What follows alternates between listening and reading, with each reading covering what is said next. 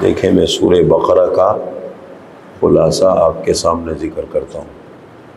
2 دفعہ پہلے جب میں نے سورہ بقرہ کی تفسیر شروع کی اس وقت ہم نے خلاصہ ذکر کیا، پھر آیت نمبر 176 پر جب ہم پہنچے اس وقت ہم نے خلاصہ ذکر کیا۔ کل ہماری 242 آیتیں مکمل ہو گئی، 242، پھر ہم نے خلاصہ ذکر کیا۔ پھر انشاءاللہ العزیز جب 286 آیتیں مکمل ہوں گی، سورہ بقرہ مکمل ہوگا، پھر ہم خلاصہ ذکر کریں گے، ٹھیک ہے؟ سورہ بقرہ قرآن کریم کی سب سے بڑی اور سب سے جامع سورت ہے مضامین کے اعتبار سے۔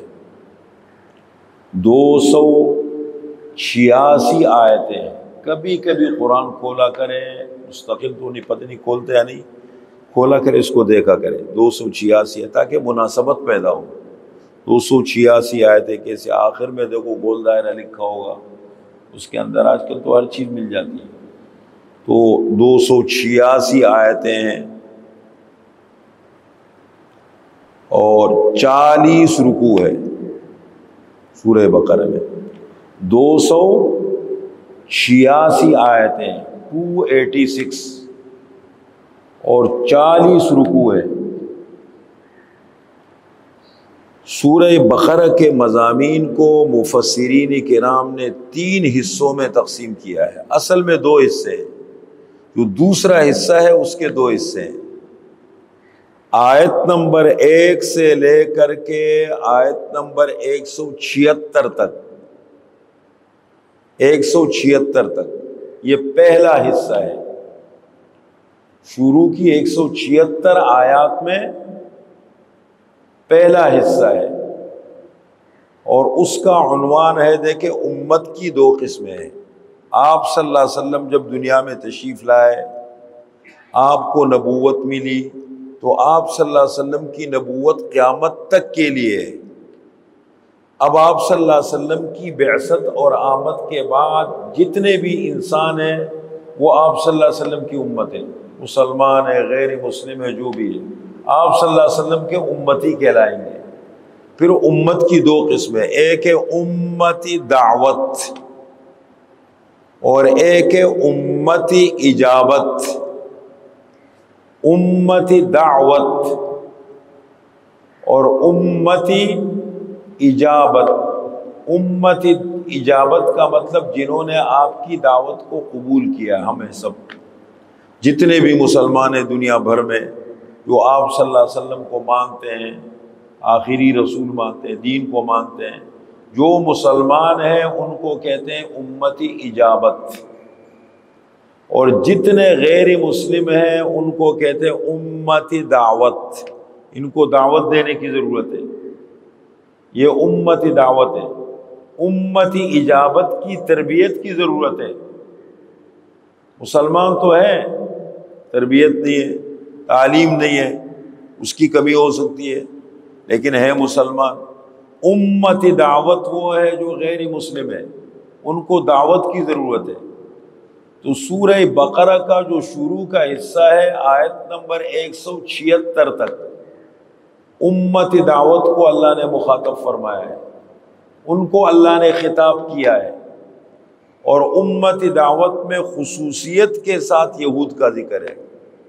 امتی دعوت تو بہت سارے ہیں نا، مشرکین ہیں، عیسائی ہیں، بدھسٹ ہیں، یہودی ہیں، بہت سارے لوگ ہیں۔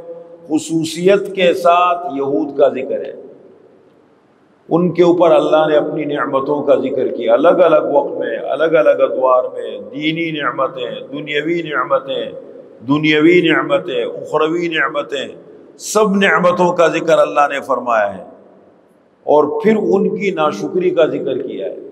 40 خرابیوں کا ذکر اللہ نے کیا ہے، 40 خرابیاں، ناشکری اور کتمان حق، حق کو چھپانا، اور پھر انبیاء سے دشمنی، بہت ساری خرابیاں اللہ نے، جادو کرنا، یہ ساری اللہ تعالیٰ نے ان خرابیوں کا ذکر کیا۔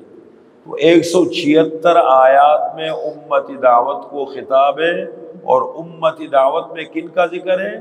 یہود کا ذکر ہے، ان کی 40 خرابیوں کا ذکر ہے۔ پھر آیت نمبر 177 سے لے کر 286 تک، 286 میں سے آپ 176 جب نکالیں گے تو کتنی آیتیں بچیں گی؟ 110 آیتیں بچی۔ ان 110 آیتوں کو 2 حصوں میں تقسیم کر دو۔ آیت نمبر 177 سے لے کر 242 تک جو کل ہم نے مکمل کی، یہ بنتی ہے 66 آیتیں۔ 177 سے 242 تک 66 آیتیں بنتی ہے۔ امتی اجابت، مسلمانوں کو اللہ نے خصوصی احکام دیے، 35 احکام کل مکمل ہو گئے۔ آیت نمبر 177 سے 242 تک امتی اجابت، مسلمانوں کو خطاب ہے، اور مختلف قسم کے احکام اللہ نے ذکر کیے ہیں، 35 احکام اللہ نے بیان فرمائے ہیں۔ یہ کل ذکر ہو گیا، اور انشاءاللہ کل سے ہم شروع کریں گے آیت نمبر 243 سے لے کر 286 تک 44 آیتیں بنتی ہیں۔ ان 44 آیات میں بھی امت کو خطاب ہے، اور خصوصیت کے ساتھ 2 مسئلے اللہ نے ذکر کیے ہیں۔ دیکھیں، انسان کی زندگی میں سب سے مشکل کام جو انسان کے نفس پر بھاری گزرتا ہے، انسان کو مشکل لگتا ہے، سب سے مشکل کام 2 ہے۔ ایک ہے انفاق، خرچ کرنا۔ آپ کو اللہ نے مال دیا ہے، آپ کو اللہ نے کوئی نعمت عطا کی ہے، اس نعمت سے اللہ کی مخلوق کو فائدہ پہنچانا۔ 2، پھیلاؤ۔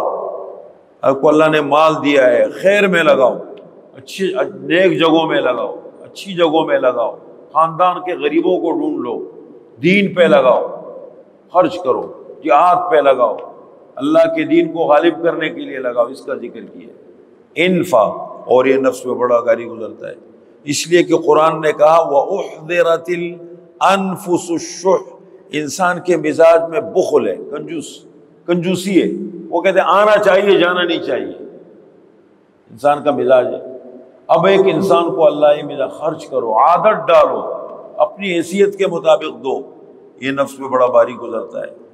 اور دوسری چیز یہ ہے جہاد، اپنے آپ سے لڑنا، اپنی کمزوریوں سے لڑنا، معاشرے کی خرابیوں سے لڑنا، اپنی ذمہ داری کا احساس کرنا، اپنے بچوں کی تربیت کرنا، علم حاصل کرنا، اچھی تربیت لینا، اللہ کے دین کو غالب کرنا، برائیوں کو مٹانا، جو بھی ہے جہاد معاشرے بہت مشکل کام ہے۔ انسان کہتے بس میں وہ کام کروں جو مجھے مشکل نہ لگے، جو مشکل لگے وہ میں کیوں کروں۔ المجاہد من جاہد نفسہ فی طاعت اللہ، اصل مجاہد وہ ہے جو اللہ کی اطاعت میں اپنے نفس سے لڑے۔ لڑنا سیکھو، نفس سے لڑو، معاشرے کی برائیوں رکاوٹوں کو ختم کرو، آگے بڑھو، ہمت کرو، یہ ہے اس کا ذکر کیا۔ تو یہ جو 44 آیتیں آخر کی ہیں جو اب ہم شروع کریں گے انشاءاللہ، ان میں 2 مسئلے ذکر ہوں گے۔ ایک انفاق کا ذکر چلے گا، خرچ کرنے کا ذکر اللہ نے بیان کیا، خرچ کرو، خرچ کرنے سے یہ ہوتا ہے، اس کے فضائل بھی ذکر کیے، اور غلط طریقے سے خرچ کرو گے اس کے نقصانات کیا، اس کا ذکر کیا، اور پھر جہاد کا ذکر اللہ تعالیٰ نے کیا ہے۔ اس کو انشاءاللہ کل سے ہم شروع کریں گے۔